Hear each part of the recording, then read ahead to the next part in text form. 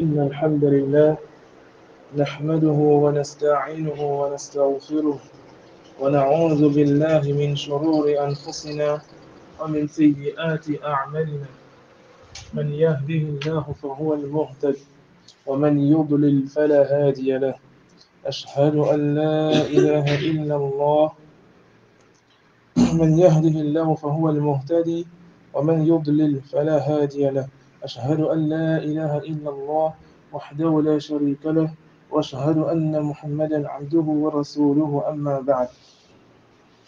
Alhamdulillah, nous sommes toujours dans l'explication de quelques questions liées à notre religion, plus précisément liées à la croyance, c'est-à-dire la croyance que le musulman doit avoir.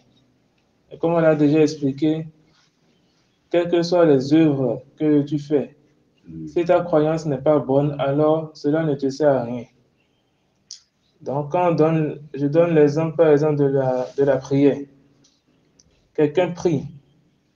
Il ne s'amuse pas avec les 5 prières quotidiennes. Il prie à l'heure tout et tout. Mais en réalité, dans son cœur, il se dit dans son cœur que la prière n'est pas obligatoire. Alors, il faut savoir que celui-là, même s'il prie pendant 100 ans, sa prière ne sera pas acceptée. Parce que Aslan, à la base, celui-là, c'est même pas un musulman. Parce que là, il faut comprendre à quel point c'est important ce que nous avons comme croyance dans le cœur.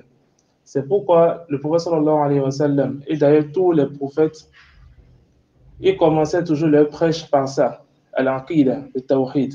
Ils commençaient toujours leur prêche par ça, parce que si ce qui est dans le cœur n'est pas bon, alors le reste aussi ne sera pas bon. Même si devant les gens, ou bien aux yeux des gens, on pense que ce que tu fais est bon, devant Allah, c'est pas bon. Ouais. Et c'est pourquoi c'est important qu'on apprenne et qu'on réforme ce qui est dans nos cœurs. Et nous étions sur la question des 5 piliers de l'islam. Nous avions déjà expliqué les 2 premiers piliers. Donc, Ashahadatan. Et ensuite, qu'est-ce qui suit après Ashahadatan? Là? Et comme Salah, donc la prière. Et ensuite, donc nous avons déjà expliqué ces 2 piliers-là. Après ça, qu'est-ce qui vient? Après la prière, c'est zakat. Donc, le fait de sortir la zakat. Et en fait, tous ces sujets-là, en réalité, c'est des sujets de fiqh. C'est des choses qu'on ne peut pas totalement détailler ici, mais il est important de connaître quelques points par rapport à ça. Alors, lorsque je prends la zakat, c'est venu dans plein de versets dans le Coran. Je ne sais même pas combien de versets citent la zakat. Et vous verrez, si vous faites la remarque, à chaque fois, ou bien à plusieurs reprises dans le Coran, Allah met la prière et la zakat ensemble. Si vous faites attention. Un exemple très simple, un verset que nous tous nous connaissons. وَمَا أُمِرُوا إِلَّا لِيَعْبُدُوا اللَّهَ مُخْلِصِينَ لَهُ الدِّينَ حُنَفَاءَ وَيُقِيمُوا الصَّلَاةَ وَيُؤْتُوا الزَّكَاةَ وَذَلِكَ دِينُ الْقَيِّمَةِ. Allah dit, et on ne leur a ordonné que d'adorer Allah, en l'adorant, c'est-à-dire lui seul. وَيُقِيمُوا الصَّلَاةَ, d'accomplir la prière, وَيُؤْتُوا الزَّكَاةَ, de faire sortir la zakat. Et Allah dit à la fin du verset, وَذَلِكَ دِينُ الْقَيِّمَةِ. Et ça, c'est la religion de droiture. C'est-à-dire, si tu fais tout ce qu'on a cité là, vraiment, sache que tu es sur la religion de droiture. Et il y a plein de versets comme ça qui citent la zakat. Alors, la zakat, c'est quoi? Lorsqu'on dit la zakat, déjà, il faut savoir qu'on a 2 types d'aumônes. On a l'aumône simple que nous faisons tout le temps. Je vois quelqu'un, je lui donne de l'argent, je donne les biens aux gens, tout et tout. Ça, c'est de l'aumône. Ça, ce n'est pas de la zakat dont nous sommes en train de parler. Et lorsqu'on parle encore de la zakat, on divise ça en 2. On a zakatul mal et zakatul fitr. Zakatul fitr, c'est ce qu'on sort à la fin du mois de Ramadan. Là. Ce n'est pas de ça qu'il s'agit ici. Lorsqu'on parle des 5 piliers de l'islam, le 3e pilier, là, ce n'est pas zakatul fitr. C'est plutôt zakatul mal. Zakatul mal, en fait, c'est comme un impôt. C'est une somme que tu dois enlever sur ton argent et remettre aux pauvres. Et à quel moment ça devient obligatoire de sortir cet argent-là? Et ce n'est pas tout le monde qui peut sortir ça. Si c'était tout le monde qui pouvait sortir ça, il n'y aurait pas de pauvres. Alors, la zakat va se sortir déjà à quel moment? Lorsque l'argent de la personne va atteindre ce qu'on appelle le nisab. Le nisab, c'est quoi? Le nisab, c'est lorsque mon argent atteint au moins la valeur de 85 grammes d'or ou de 595 grammes d'argent. C'est-à-dire, si je prends mon argent, l'argent que j'ai à tel moment précisément, je vois que ça atteint la valeur de 85 grammes d'or. Comment je saurai la valeur de 85 grammes d'or? On va se rapprocher par exemple des bijoutiers. Ou bien, normalement, dans un pays bien organisé, ces valeurs-là sont connues. On sait que le gramme d'or, ça vaut tant. Le gramme d'argent, ça vaut tant. Donc, en islam, on va regarder, est-ce que mon argent atteint 85 grammes d'or ou bien 595 grammes d'argent? Maintenant, déjà, il y a une question qui se pose ici. Qu'est-ce qu'on va regarder concrètement? Est-ce que c'est l'argent qu'on va regarder ou bien c'est l'or? Alors, cela, ça va dépendre du pays où on est. Par exemple, ici, en Côte d'Ivoire, ce que j'ai appris, c'est que ce qu'on regarde, c'est l'argent. Pourquoi? Parce que déjà, il faut savoir qu'il n'y a pas vraiment un test, c'est-à-dire un verset du Coran ou bien un hadith qui nous dit que forcément, c'est l'argent seulement il faut regarder ou bien c'est seulement l'or. Donc, c'est pourquoi, d'après ce que j'ai appris, ici, les dirigeants religieux ici ont décidé que on va sortir la zakat concernant l'argent. Pourquoi? Parce que lorsque vous prenez 85 grammes d'or et 595 grammes d'argent, 85 grammes d'or, c'est souvent plus cher que 595 grammes d'argent. Ce qui fait que si on disait que tout le monde doit atteindre 85 grammes d'or avant de sortir la zakat, c'est pas sûr qu'on aura beaucoup de personnes qui vont sortir la zakat. Et combien de personnes vont atteindre 85 grammes d'or? Par contre, si on dit 595 grammes d'argent, c'est plus facile d'atteindre ça. Et là, j'ai entendu dans une mosquée récemment, l'imam avait donné la valeur, c'était autour de 430 et quelques, ou bien je ne me rappelle plus très bien. Donc, ce qu'il faut faire, c'est d'aller regarder 1 gramme d'argent, là. Ça vaut combien? Donc, si on suppose, c'est juste une supposition, que les 595 grammes d'argent, là, ça fait 450 000. C'est juste une supposition. Cela veut dire quoi? Lorsque mon argent atteint déjà 450 000 francs, alors je vais commencer à compter. Je vais regarder c'est quel jour nous sommes là. Et attention, le calendrier qu'on regarde ici, ce n'est pas le calendrier grégorien, mais plutôt le calendrier hégirien. Donc actuellement, par exemple, nous sommes le 24, ou bien c'est ça, 24 ou bien 25. C'est 24 ou bien 25. Est-ce qu'on a déjà enlevé ça? Donc c'est 25. Non. Donc nous sommes le 25 Rabi' al-Thani ou bien Rabi' al-Akhir de l'année 1445. Donc je vais regarder, si c'est aujourd'hui, j'ai eu ces 450 000 francs là. À quel moment ça devient obligatoire pour moi de sortir l'argent? Si le 25 Rabi' al-Akhir de l'année 1446, c'est-à-dire un an après, si j'ai toujours cette somme-là, c'est-à-dire si mon argent est toujours de 450 000 francs ou bien ça a augmenté. Donc, après les 1 an maintenant, je vais sortir maintenant la zakat. Mais si ça a diminué, là, ce n'est pas obligatoire sur moi. Je ne sais pas si on comprend. Donc, si ça a augmenté ou bien c'est resté toujours à 450 000 francs, alors je dois sortir la zakat. Mais à quel moment c'est obligatoire? C'est dans 1 an. Maintenant, comme certains savants le disent, si je vois que le fait de le sortir plus tôt, c'est-à-dire de le sortir avant les 1 an, c'est ce qui serait plus profitable pour les gens, alors il n'y a pas de problème. C'est-à-dire que c'est permis de sortir la zakat avant les 1 an. Mais c'est obligatoire après 1 an. C'est-à-dire si après 1 an, maintenant, tu as toujours l'argent, tu ne sors pas, là, à ce moment-là, on va dire que tu es dans le péché. Maintenant, la zakat, concrètement, comment ça se sort? On a dit qu'il faut avoir 450 000 francs, n'est-ce pas? Alors, il faut savoir que lorsqu'on dit la zakat, ce qu'il faut sortir de ton argent, là, c'est juste le 40e. Qu'est-ce que ça veut dire? Si je prends mes 450 000 francs, là, je vais diviser ça par 40. La somme, là, c'est ça la zakat que je dois sortir, c'est tout. Donc, nous prenons l'exemple. quelqu'un a 1 million, et c'est 1 million fait 1 an, supposons que rien n'a augmenté, rien n'a diminué. Alors celui-là, on dit d'enlever le 40e, je n'ai pas dit 40%, hein.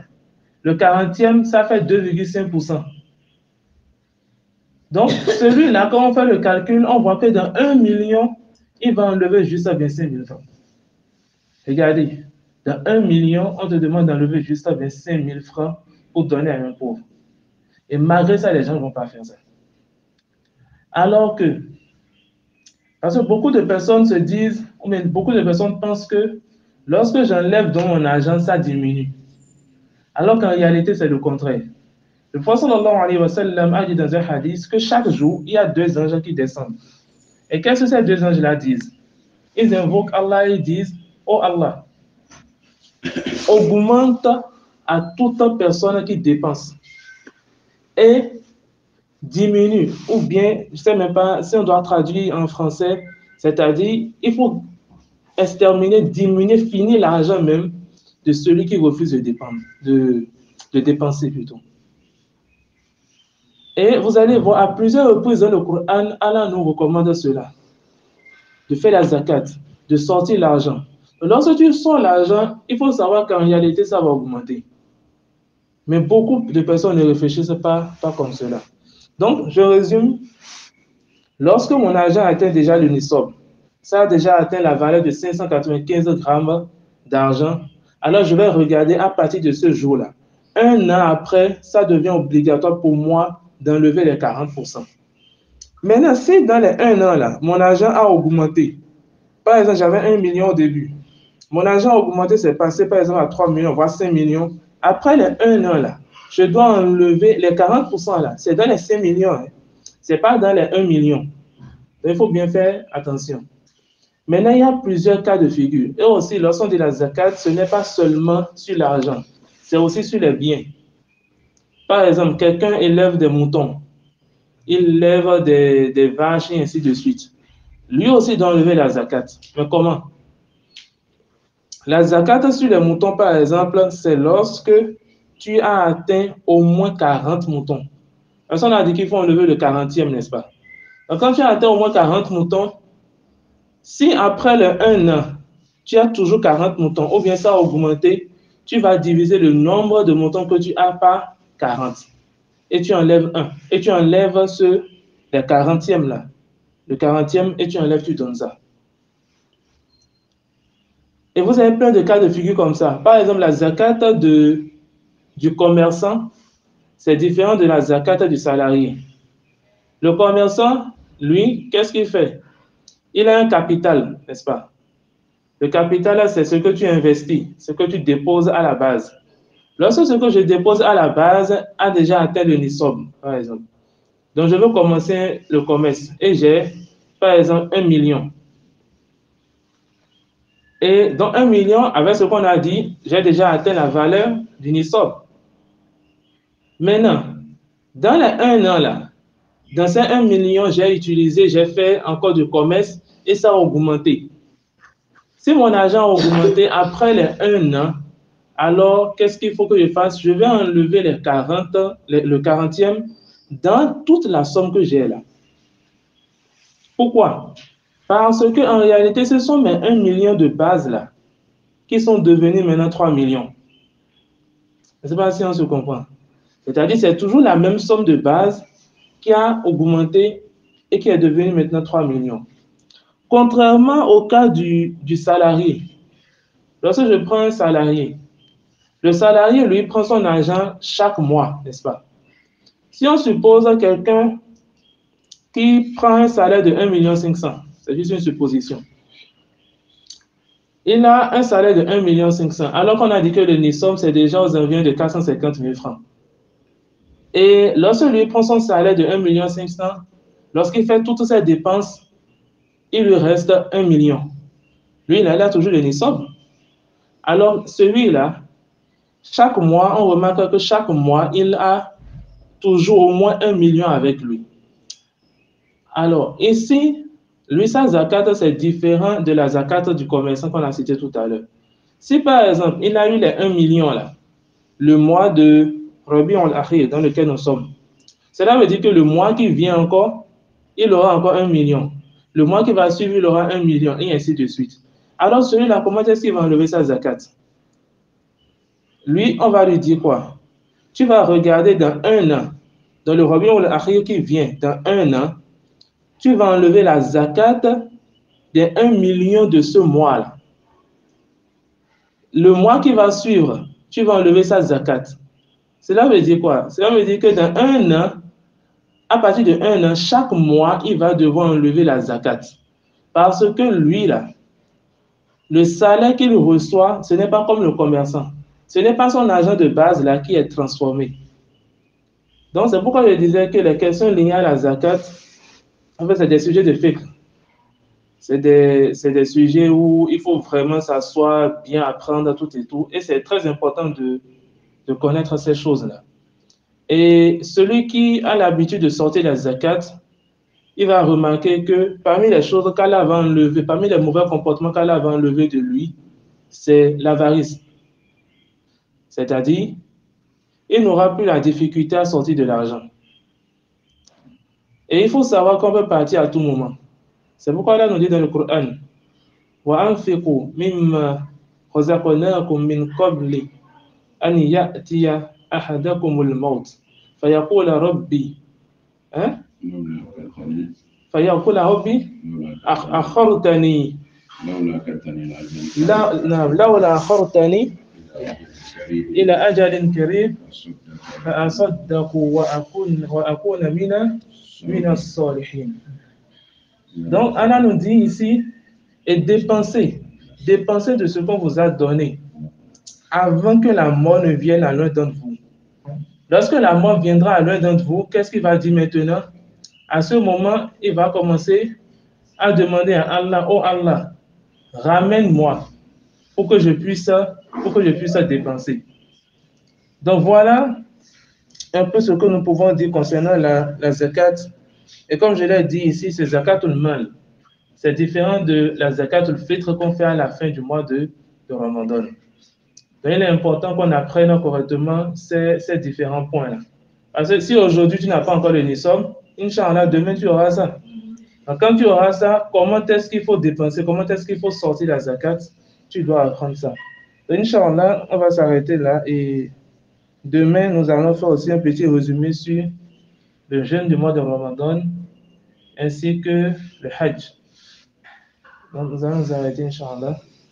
سبحانك اللهم وبحمدك أشهد أن لا إله إلا أنت أستغفرك وأتوب إليك والسلام عليكم ورحمة الله وبركاته.